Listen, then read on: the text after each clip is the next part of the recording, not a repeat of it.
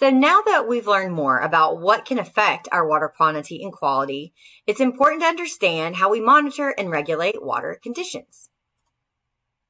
Water quality testing and monitoring is how we ensure that the state's surface waters, wastewater effluents, and drinking water sources meet federal and state water quality standards. Scientists, regulatory agencies, industries, and municipalities use many different instruments and techniques to test the quality of the water.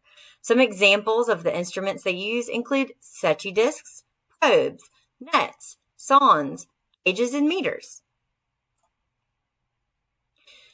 Water quality is monitored to accomplish the following: identify particular pollutants of concern, identify whether the quality of the water is appropriate for a particular use, determine the quality of a particular water body, detect trends in water quality, determine the effectiveness of watershed restoration and enhancement projects, among others.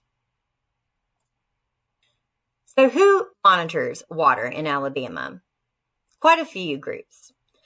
Alabama Department of Environmental Management is tasked with monitoring the waters of the state for the Clean Water Act.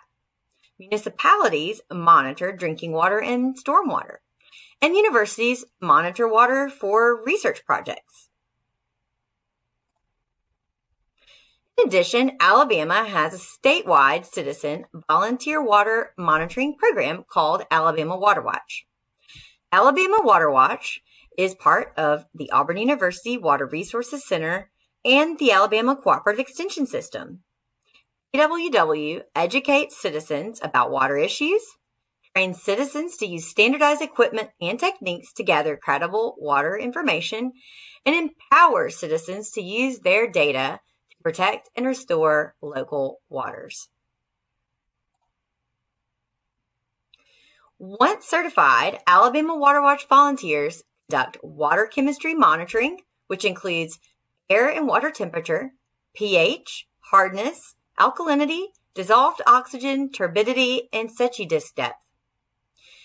They also conduct bacteriological monitoring, which focuses on determining whether or not E. coli, which is an indicator of fecal contamination, is present in a water sample. And they conduct stream biomonitoring, which uses aquatic macroinvertebrates, including crayfish, mussels, snails, and many different insects, as indicators of water quality. Consider getting involved with Alabama Water Watch by attending an Alabama Water Watch workshop to become a certified monitor. You can also get trained as a 4-H Alabama Water Watch educator to teach youth about water quality and monitoring. Visit the Alabama Water Watch website for opportunities. In closing, we hope that you'll take away these key points from the past section. Information about what affects water quantity and quality, including point and non-point sources of pollution, the effect land use has on water quantity and quality. Alabama Water Watch, get involved, learn to be a monitor, know what's going on with our water, and also that there are consequences for impaired water quality. Hi, thanks for joining me to talk more about managing to improve watershed function. First, we're going to talk about what it means to use a watershed approach. A watershed approach is, of course, very important because water bodies don't listen to political boundaries. Watersheds will flow across city lines, county lines, and state lines. A watershed approach helps present a framework for how to manage those water resources based on their own boundaries. And this is very effective and efficient when you are looking more to understand more water quality, water quantity, and how people can work together within that watershed to make a difference. Goals of a watershed approach include using that framework, whether it's at the catchment level, at the watershed level, and sometimes even at the sub-basin and basin level to understand where the priorities are for water quality and quantity. To know who in the area are the stakeholders, those that are directly or indirectly affected by decisions that will be made about these water resources, and to coordinate efforts within this watershed so that if you all know that you're working together in a certain watershed, you can more effectively spend your time and resources without duplicating efforts and have complementary approaches to solving problems. Another important part of a watershed approach is looking to evaluate and measure your success as you move forward with your projects. That watershed approach gives you a manageable unit for which you can move forward. Besides just having a watershed approach, it's always nice to have a plan for how will you move forward with managing your watershed or detailing what the priorities are and what the action items are. In this case, we're going to look at two main types of watershed management plans. We'll talk about each of these separately. Total maximum daily loads, that's an acronym, TMDL, and then watershed management plans, or WMPs. Both of these have the same goal, to improve and protect water quality with that watershed approach, not just focused on the surface water, but the entire contributing landscape. Total maximum daily loads, well, they're really an additive equation of how much pollution can a water body manage before it becomes degraded, or there are so many pollutants and contaminants that it no longer meets its water classification, and we'll talk more about water classification soon. A watershed management plan is less of that summative, how much can a water body take, and more of the community getting together, identifying that there's a need and there's a shared vision, and then moving forward with how to implement that vision to improve water quality. You might be surprised, all throughout Alabama are many examples of both TMDLs and watershed management plans.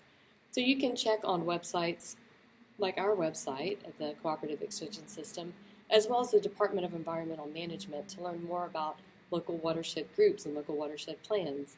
Another excellent resource is the Alabama Rivers Alliance. So be sure to check out if there's a plan in your area and how you might be able to plug in and use your time and expertise. The difference between a TMDL and these community-driven watershed management plans is that TMDLs are regulatory in nature. That is, they are required by law to address water quality concerns as outlined by the state of Alabama and the Environmental Protection Agency. Watershed management plans, again, are those voluntary programs that are more born out of community interest, either a common concern or a common desire to work together to protect a resource or improve a resource. These watershed management plans can be more proactive in nature, and working together with citizens, with state, local, federal agencies can avoid having water bodies put on the 303D. So let's talk about the opportunity to implement best management practices. I'll be discussing forestry and agriculture best management practices, and you'll learn more about urban and suburban best management practices and other modules. For forestry best management practices, if you think about the importance of forests as it relates to clean water, it's tremendous. A healthy forest is one of the best land uses to not only serve as a filter and a source to slow water down and allow it to recharge groundwater and aquifers, but a lot of streams originate in forests. Their headwaters are actually in forests. In Alabama, about 2/3 of our state is covered in forest. So it's a very important ecosystem feature that can also be a working land that provides fiber that we need, as well as important income for the state of Alabama. In Alabama, our forestry best management practices are voluntary. They are overseen by the Alabama Forestry Commission, and They're voluntary except for those 15 federally mandated practices, and a lot of those have to do with wetland areas. These best management practices help our professional forest communities protect and maintain the integrity of the streams and the waters that flow through their forests. Department of Environmental Management does have a regulatory role, and the way that the forestry standards work are for land disturbing activities, best management practices, those voluntary practices should be followed to minimize any sort of pollutants washing into the stream. The Forestry Commission works with the landowner, the professional foresters, loggers to provide advice and recommendations on where they can improve if there is a concern. If best management practices fail or not maintained or are not in place, Department of Environmental Management will take part in their regulatory authority to enforce the Clean Water Act. We mentioned the fish and wildlife, the threatened and endangered species as part of one of the federal rules related to water quality. And absolutely, our streams and rivers are among the most diverse in the nation. So working with these voluntary best management practices means that if these guidelines are followed, there's very little concern for impacting a threatened and endangered species that could result in fines and concerns. I've heard several of my regulatory friends make the comment that the further you are from the stream, from the river, from the lake, the less likely, the better you should feel about not having an impact. So giving some space or that buffer to these water bodies can really help with minimizing risk and impact. If we think about forestry and what some of the non-point source pollutants may be from land disturbing activities related to cutting of timber and putting in of roads, sediment is top of the list, along with organic materials being transported into streams, an increase in temperature if we don't maintain that streamside forest or streamside management zone, trash from sites, concerns with pesticides, and then concerns with nutrients, either as reforestation or as a flush from that initial cutting. So everyone is responsible, as is the case with other land disturbing activities, from the planning of the forestry project to the implementation of the harvest and then to the reforestation, to maintain those best management practices to protect water quality.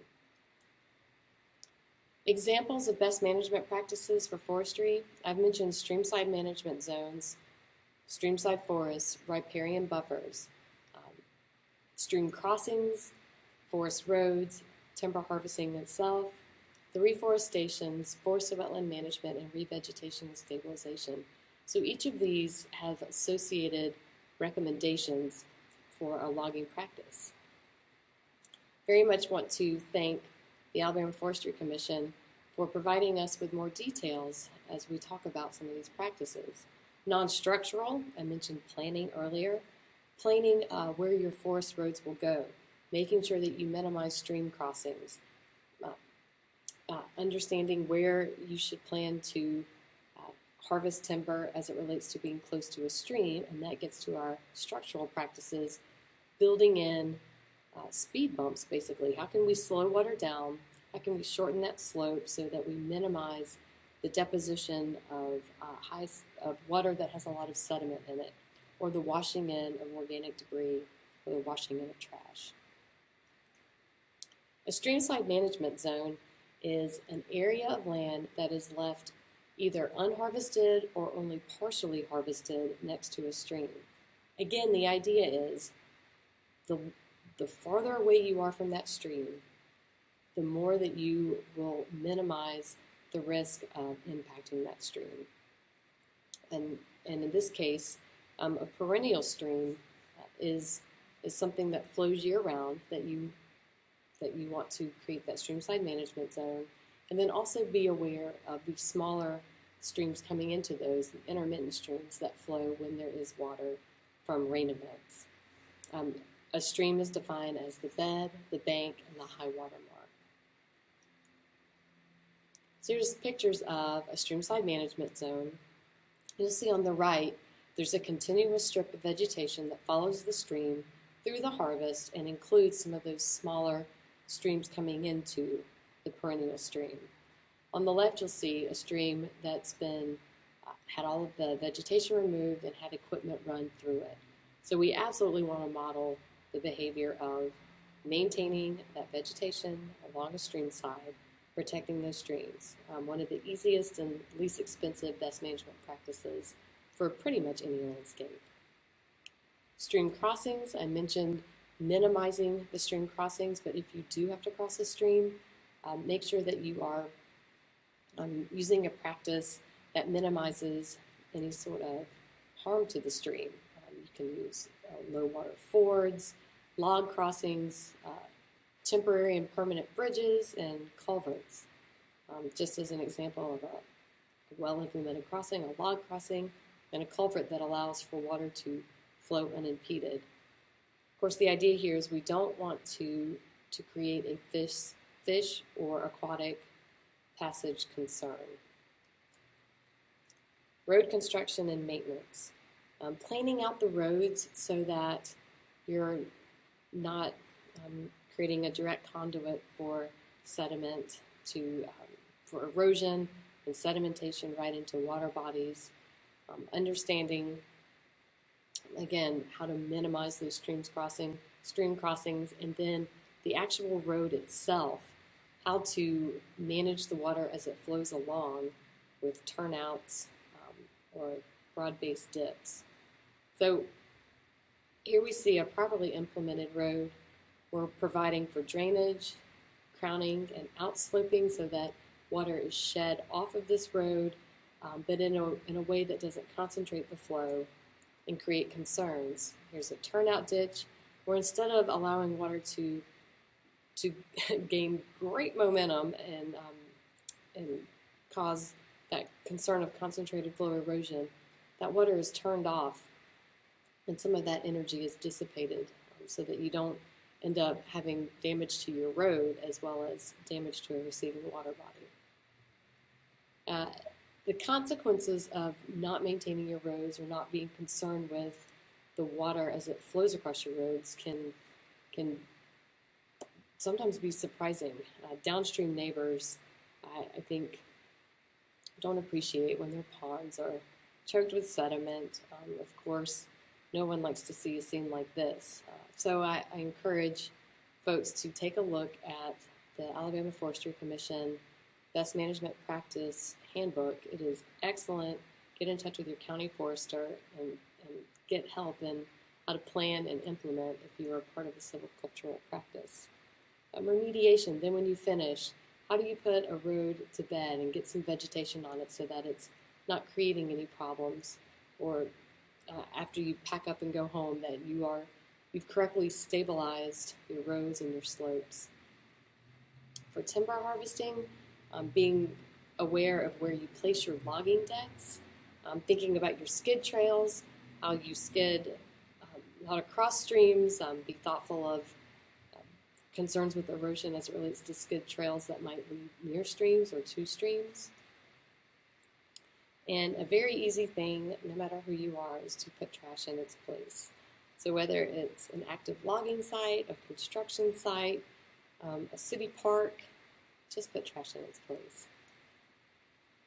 And if there are fuel spills, following the recommendations on how to minimize the impacts to local streams and making sure that you get that managed appropriately.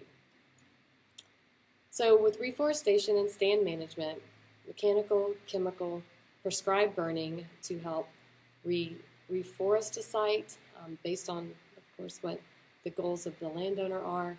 But there are options here, both planning and structural, to minimize any sort of loss of chemical to a stream or to minimize compaction along a stream. Again, being mindful of those streamside management zones.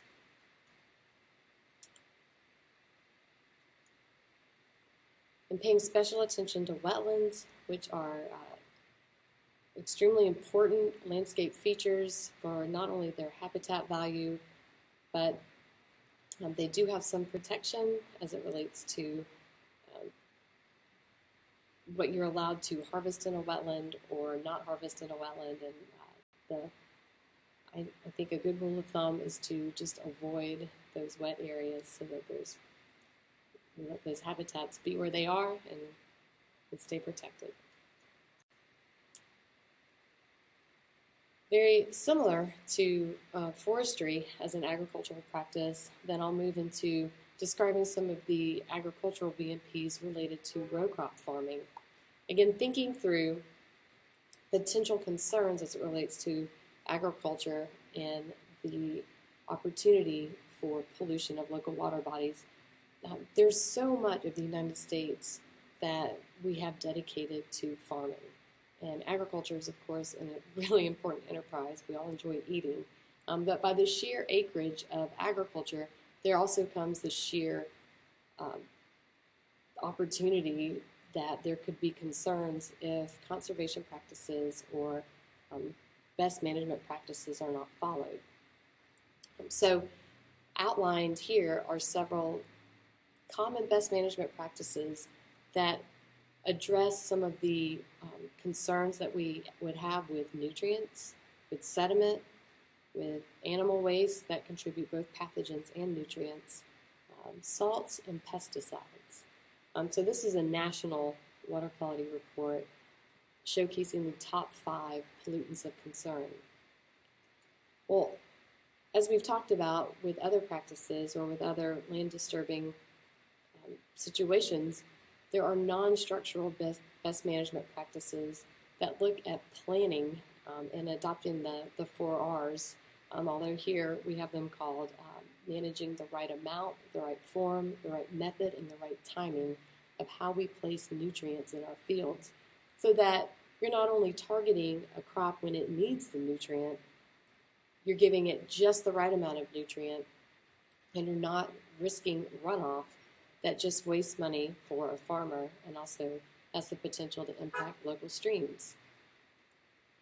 That nutrient management is a great way to not only reduce concerns with water quality, but save on input costs for farmers. Integrated pest management is a way to approach managing pests that has both ecological strategies to make those planning and reaction decisions based on the pest that is present. Some of the options include biological control, releasing natural insect enemies, mechanical control, such as cultivating out a concern, cultural control, planting insect-resistant varieties, using crop rotation so that you don't have a buildup of pest concerns in the soil or in surrounding areas, and then, of course, chemical control as a part of an overall system to more effectively and efficiently manage pests. Managing our water for irrigation is extremely valuable. Again, not only because we need to be aware of the quantity of water that we may be using, but also there is a cost associated with irrigating when it's not needed. So again, thinking through reducing input costs that relate to a benefit to the overall environment as it relates to agricultural BMPs. Irrigation efficiency is a growing field, looking at soil moistures and variable rate irrigation, where you only water when and where you need it based on these technologies. Looking at how we farm, that is, using conservation tillage as an approach that leaves some vegetation on the soil to protect that soil from erosion and the loss of that topsoil. Conservation tillage can be combined with other practices such as contour farming, where you build your rows on the contour of the land so that, again, it's working with the land and not creating an opportunity for increased erosion that would result in a loss of topsoil, but also a potential loss of nutrients. Cover crops, instead of having soil opened up and in between seasons, you can use cover crops to protect that soil, rebuild the organic matter, and green manure is another method of protecting soil by keeping a growing root in the ground and not allowing for soil to be exposed to rain, again, increasing topsoil loss and the potential loss of other chemicals and nutrients along with that. Vegetative buffers or filter strips. Looking at how you slow water down as it moves across a landscape. And putting these filter strips in has a physical slowing that then allows for pollutants to slow down and drop out and then be transformed into less harmful forms. Water and sediment control basins is more structural practices to catch and hold water before it leaves the field and enters a local waterway. And terraces. Terraces are placed on slopes so that it's like a speed bump to slow that water down so that the water doesn't have a chance to move from a sheet flow to a concentrated flow where you could really pick up and increase erosion and again lose topsoil. So it's all about slowing that water down and spreading it out so that it reduces the energy and the opportunity for loss of topsoil and nutrients and chemicals. Grass waterways are like a path for water to move through a field that is usually directed in a way that works with the contours, again, slowing that water down and minimizing the opportunity for erosion and sedimentation. And of course, being mindful and protective of the vegetation along streams, keeping those streamside buffers and streamside management zones, as they're called in forestry. Those streamside forests, or the riparian buffers, help with being that line of defense to the roots hold the soil in place, give the stream some structural stability, and they help filter out any pollutants. Well, they help filter out pollutants before they get to the stream, and the wider your streamside forest is, the more pollutants that are able to be filtered. And now, Naomi is going to talk with you about urban best management practices. Thanks.